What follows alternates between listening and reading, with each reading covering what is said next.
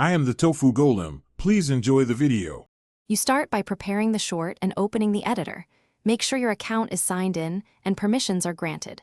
Once done, tap Shorts Creator or Upload and pick the clip you want to change. Now, choose Add Sound, select My Audio to use your file, or browse the YouTube sound library for tracks. Make sure you understand whether you need the original clip muted. This matters because audio layering will determine balance and copyright handling. Once the sound is chosen, import or pick the library track and preview it. You want the mood and length to match.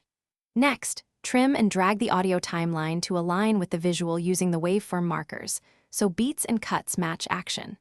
Then use volume sliders to lower the original clip and raise the new track until dialogue or key sounds remain clear.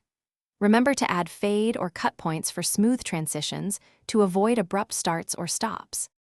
You finalize by adding caption, hashtags, and any required sound credit. This helps discovery and avoids strikes.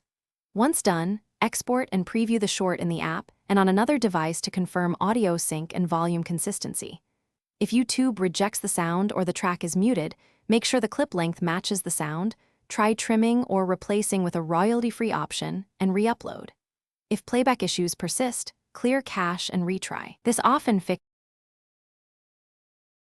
Thanks for watching. Consider subscribing if we helped you today.